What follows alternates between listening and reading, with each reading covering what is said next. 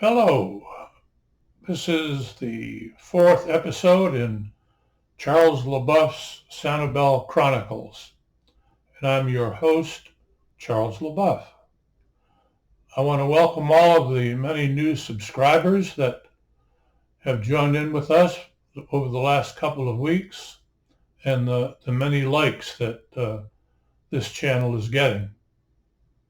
I mentioned last week's edition that I would be speaking this week on alligators. When I told my wife I was going to do this, she said, "Well, your title is Sanibel Chronicles. Why aren't you talking about Sanibel?" And I told her that in the beginning of the first edition of this channel, I talked about that I would include things about Southwest Florida that led into my long time on Sanibel. And alligators were certainly a part of that. And I brought along a friend over my left shoulder. That's the skull of a 12-foot American alligator that was struck and killed by a car on Sanibel many, many moons ago. So there's my mention of Sanibel tied to alligators. And I think by the time I get into this next episode that we will make the transition from the mainland to Sanibel Island insofar as its population of alligators go. Going back many years, my first observation of a living alligator was at what today is known as the Stone Zoo in Stoneham, Massachusetts.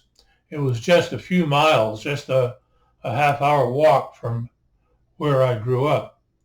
So I spent a lot of time there observing alligators.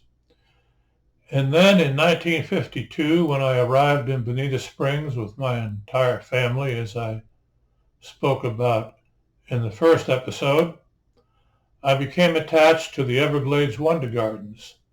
And it was there that I got my first opportunity to really observe live alligators. And I had a lot of questions about alligators and their relative to the American crocodile. So I began to get closer to the Piper brothers, Bill and Lester. And in 1954, after I graduated from Naples High School, I went to work for the Pipers permanently. And always multitudes of alligator questions arose as my personal observations increased.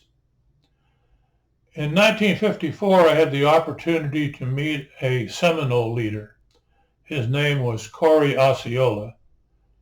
And here's a photograph of Corey.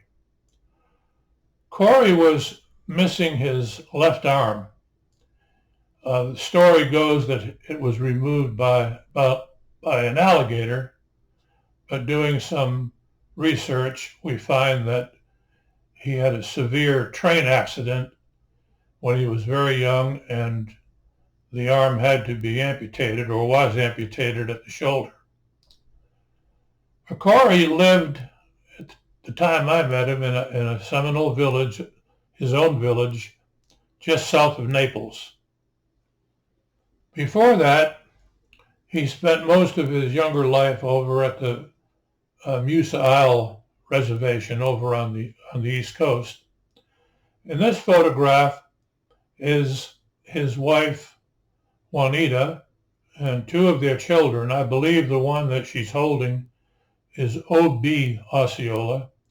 O.B. was a little bit younger than I was, and I know he attended Naples High School, and he was a few years behind me in the class hierarchy, but I've always heard great stories about him from my friend Richard Beatty, who I guess attended many of the same classes.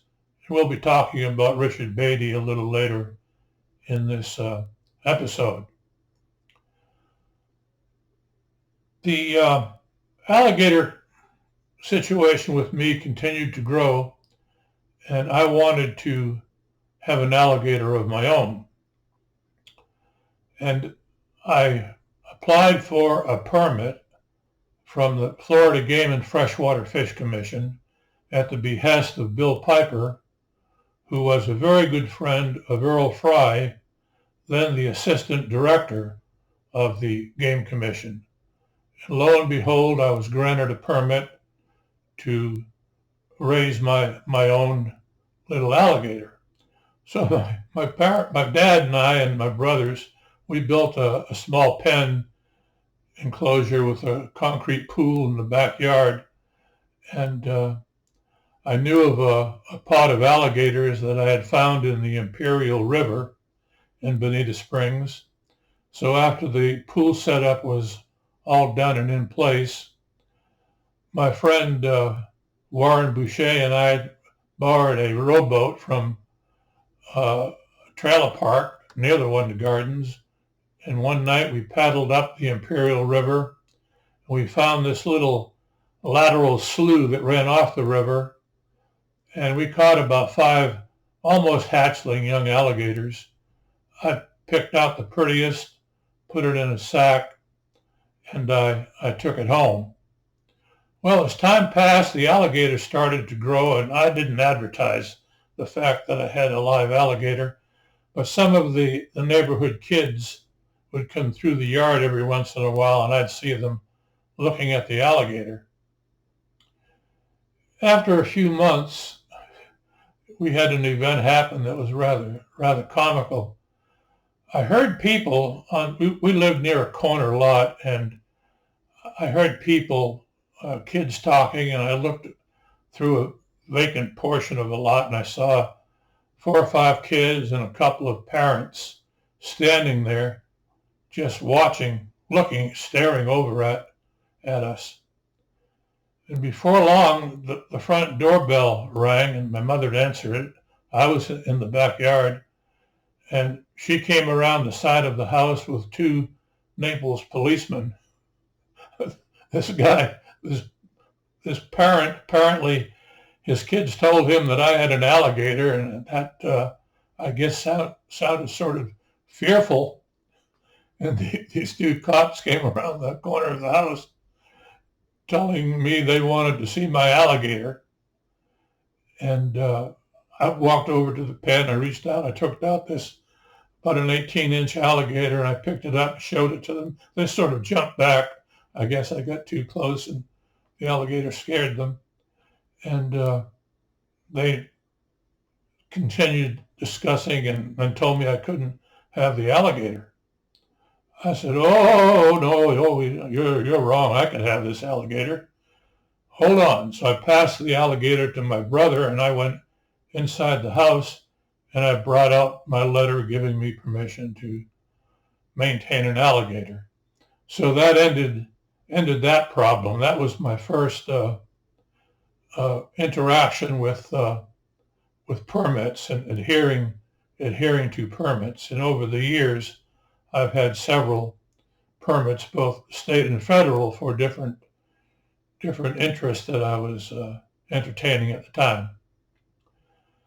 So Jean, my girlfriend, Jean Williams, her sister married a young guy from Massachusetts. His name was Ed Phillips, and he had swept my sister-in-law away and took her to Massachusetts. So about a year later, they were down visiting her parents in Bonita Springs and talked Jean to go back north with them. So Jean left in January of 1956. And so she was gone, so life got back to normal. This is a photo of Jean in Massachusetts celebrating her 18th birthday. In a strange way, it's kind of odd, but all 3 of the Williams girls that married guys from Massachusetts. And in my alligator tagging ventures, I would often get down to the far eastern end of Collier County. I should say my permit was good for Collier County. It said I could capture, tag, and release American alligators in Collier County. So I was restricted to Collier County. And I essentially abided by the letter of that permit. I never strayed out of the county to catch an alligator. Well, traveling back and forth to eastern Collier County, way out on the Tamiami Trail, very close to the Dade-Collier County line, was one of the 6 stations that Baron Collier had put in place after the county was renamed in his honor, from taken out of Monroe and Lee and placed into its own county. And one of these stations, Paolita Station, was located only a few yards from the county line. And just at the county line was this unique stone archway that separated the counties. And here's a picture of that ornate archway taken back in about 1928, when the Tamiami Trail first connected Naples to Miami. Well, getting back to Mary Osceola, when I would go to the far parts of the county to search and catch and tag alligators, I would stop at that Paolita station. In these stations, they had a cafe on the bottom floor, and the employees, usually a man and a wife, they lived in the upstairs. So I befriended Mary, and I'd often visit her, and I'd often, if I was down there late at night, she'd get off work about 2 o'clock in the morning, I believe, and I would take her to where she lived, which was a Seminole village between Ochopee and the junction of State Road 29 going down into Everglades City. And we did this quite often. I visited her, and she knew I told her the way my alligator permit worked, that I could tag alligators only in Collier County. So my alligator tagging, here's a shot of me with about a 3-foot alligator that I caught and we're about to tag. What we did, we formed, after I received the permit, it was the latter part, I believe, of '56. I was working at the Red Tide Laboratory in Naples at the time. So we formed the Collier County Herpetological Society. And this was a bunch of guys, mostly friends of mine, that were interested in the same thing, and I drew on them to help me. And we ventured out in the world to tag alligators.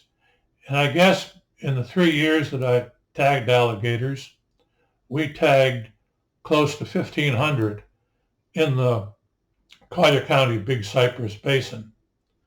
But what we would do, we would drive the roads and trails that had marginal canals with headlights on our foreheads, shining the waterways, looking for the bright red eyes that were reflected bright red from the alligator being caught in the headlight beam.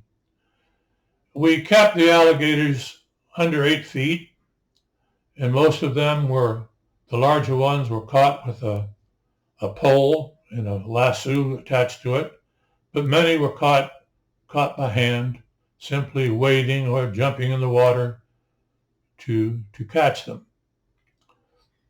And this particular night, Jean had returned to Bonita Springs in Naples, and we became engaged a few months after she returned to Florida.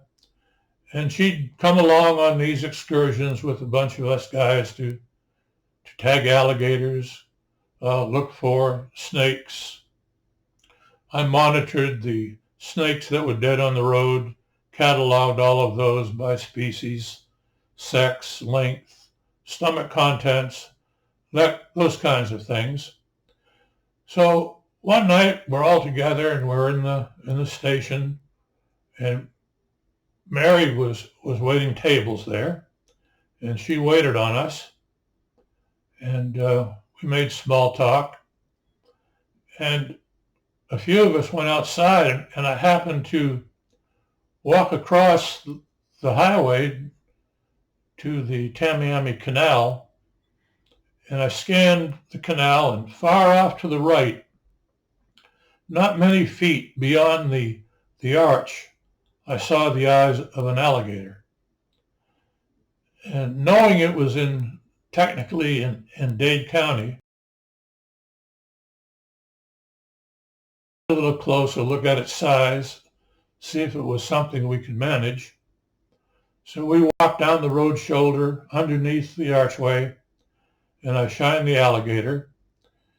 When you shine them and you see the two eyes, you can pretty well judge their length based on the separation between the eye reflections. And this one seemed to be between 4 and 5 feet long. And I decided I'd go ahead and catch it and tag it. Why I decided to do it, I guess, because it was there. And it was calling me to be caught.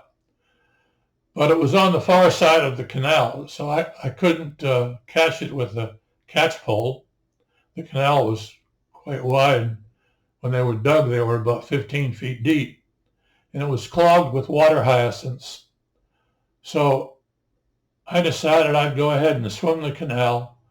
So I basically dog paddled across the canal, and as I dog paddled, I had to break into a breaststroke now and then to spread the hyacinths so I could get through them. So I managed to get up the far bank, walked a few feet, crouched down, shined the light. The alligator was still there. So I decided the best way for me to catch it was just to go ahead and jump down and catch it. So I leapt out into space and landed correctly. Both hands contacted the alligator behind the head, and down under the hyacinths I went. Well, when I came to the surface, I started to make my way toward the far shore, which was closest to me. But the hyacinths was so heavy, I had both hands holding the alligator, one on its snout and one around its front right leg, so it couldn't twist and roll on me. And I couldn't get out of the water. I couldn't climb the bank. So I yelled, and Richard Beatty, here's a photograph of Richard back in those days with his very unique snake hook that's painted to match the coloration of a coral snake. Richard threw down his hook and came across the canal, grabbed a hold of my arm and pulled me out of the water. And then together we swam or dog paddled back across the canal where the equipment was to tag the alligators. And back in those days, I was using what is called a Peterson tag. It's a fish tag. It has two plastic discs that go on either side of a fish with a wire that's forced through the back of the fish. So it was easy to do. We got it across. So I brought the alligator, Richard and I brought the alligator across the canal, and we were getting ready to tag it. As I said, I was using Peterson tags. Each disc had a corresponding number for identification, and we punched a hole in the alligator's tail, put the washer on one end of the wire, pushed it through, put the other disc on, and then bent the wire down to lock it in place and snip off the excess. I would later go on to make my own tags out of copper And eventually I went to, as you'll be seeing later, I went on to a manufactured tag. Well, just about that time, Mary Osceola had joined us, excuse me, or came with us when the group went across the street. And I don't know what was going on, but she suddenly got testy and told me that she was going to report me to the game warden because I caught the alligator in Dade County and not in Collier County. And suddenly my future wife got in Mary's face, and I can't really say on this what was said, but that ended the situation, and that was the last time I saw or spoke to Mary Osceola. Now, Mary's story gets a lot better. In 1958, Warner Brothers filmed a major motion picture called Wind Across the Everglades, starring Burl Ives, Gypsy Rose Lee, Christopher Plummer. It was his second motion picture, and even Toch Brown, the infamous Everglades outlaw, was in it.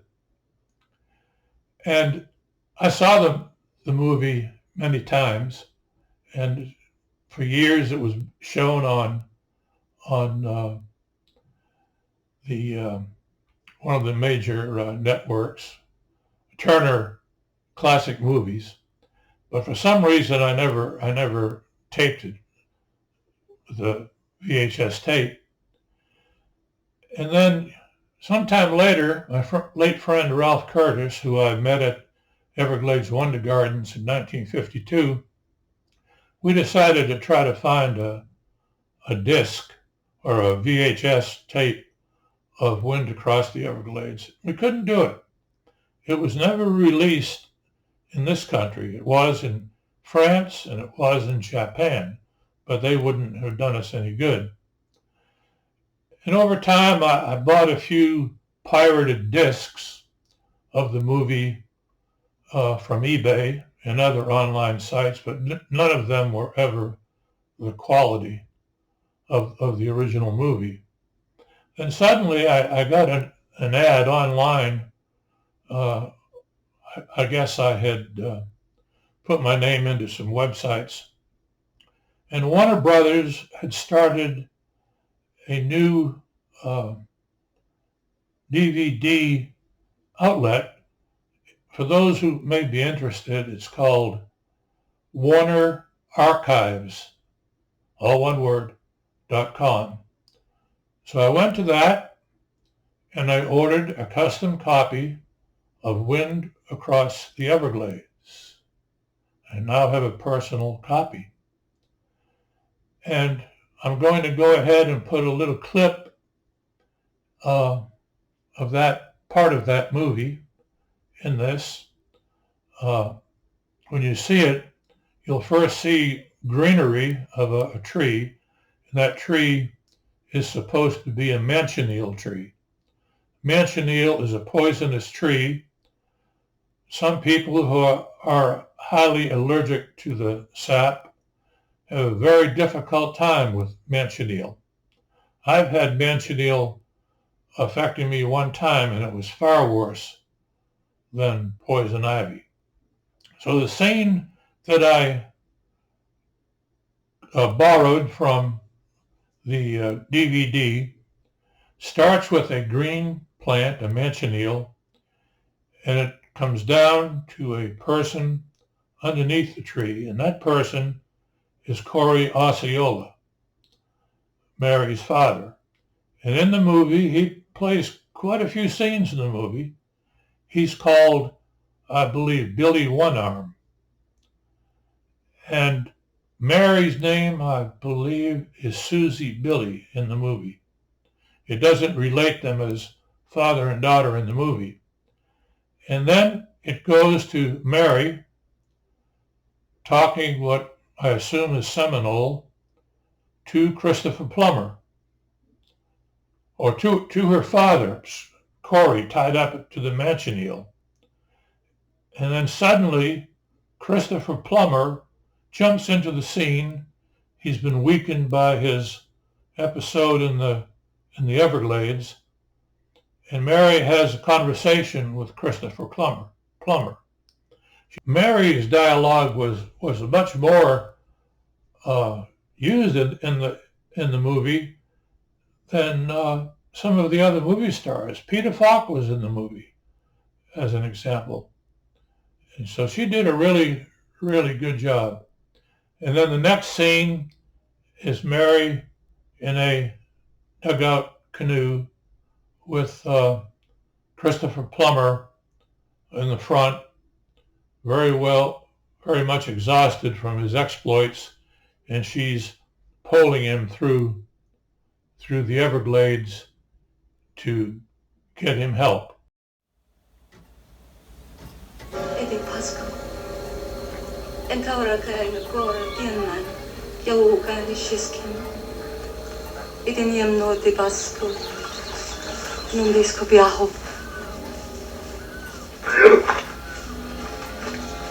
Billy?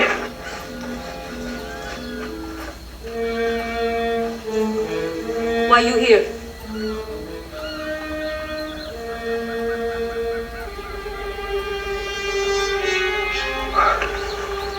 Don't touch Billy. Billy full of poison. My people come bury him in Seminole way. Even the trees are on their side. You can... Come, I take you to my boat. These stinking glades.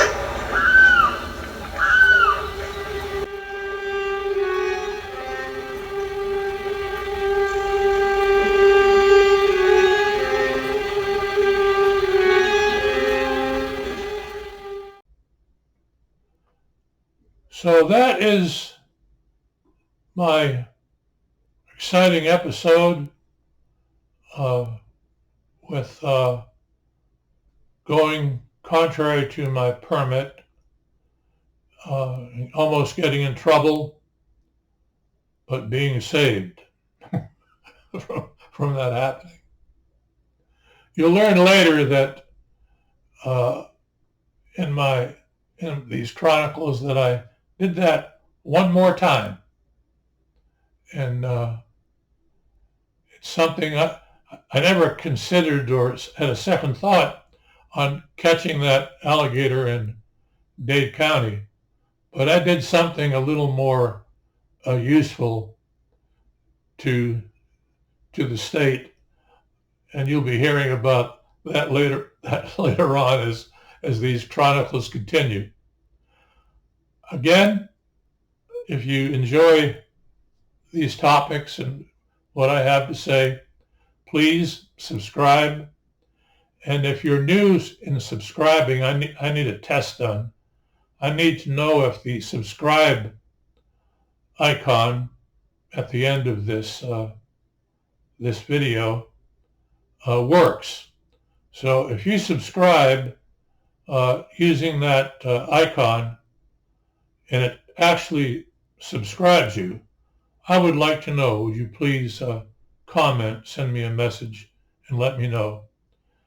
And please, to make these episodes more interesting for everyone, including me, please comment, ask some questions.